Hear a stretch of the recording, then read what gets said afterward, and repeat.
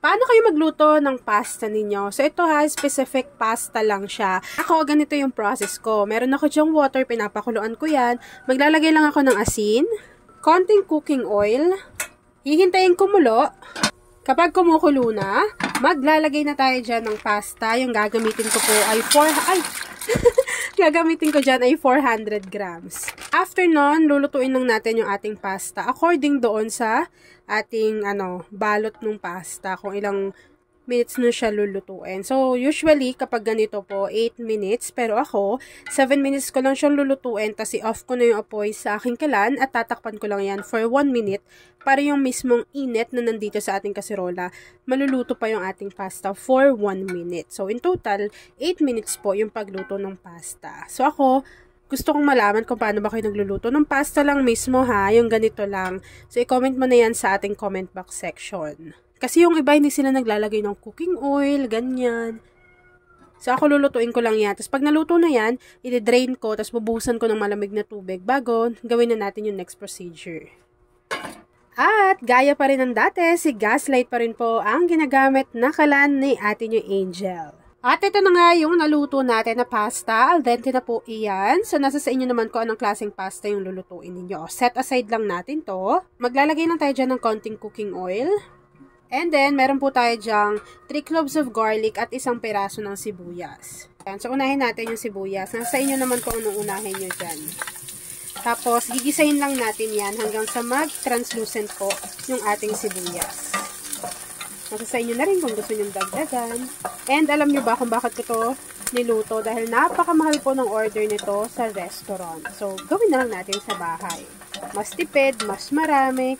Tapos, makakain pa kayo ng marami. Diba? Lahat pa kayo makakain. After mag-translucent ng ating sibuyas, maglagay na tayo dyan ng bawang. Yung nilagay ko dyan na bawang ay 3 cloves. Ganun ulit, damihan nyo na lang kung mahilig kayo sa bawang. Tapos, hintayin lang natin yung mag-light brown. Lalagay ako dyan ng asin. At maglagay rin po tayo dyan ng paminta. Kapag nagisa na po natin ng maigi yung ating sibuyas, pati yung ating bawang, maglalagay po tayo dito ng chicken breast. Tapos, hiniwa ko lang ng maliliit. Yan. Tapos, ilagay lang natin to dyan. And, lutuin lang natin to. Hanggang sa makita ninyo, yung parang nag-iiba na yung kulay ng ating chicken breast. Kapag medyo iba na rin yung kulay ng ating chicken, meron ako dito isang peraso ng malaking Hungarian sausage. Tapos, hiniwa ko lang siya ng ganyan, paslant. Tapos, syempre, lulutuin na rin natin yan. Kasabay ng ating chicken.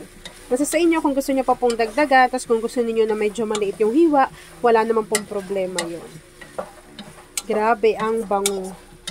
Meron palang cheese yung Hungarian sausage na nabili ko. Kapag nakita ninyo na luto na yung ating chicken, pati yung ating Hungarian sausage, ilagay lang po natin yung ating sauce.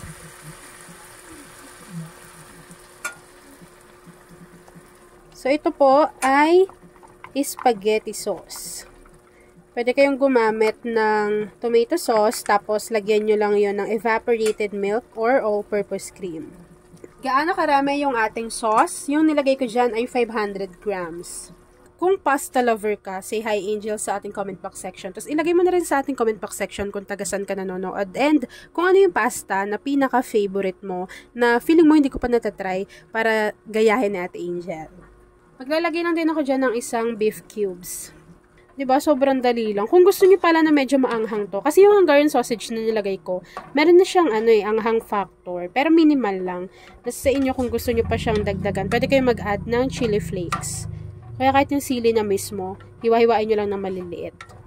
Kapag kumulo na yung ating sauce and luto na yan, ilagay na natin yung niluto natin at sinet aside natin na pasta. Bago, hahaluin lang natin yan.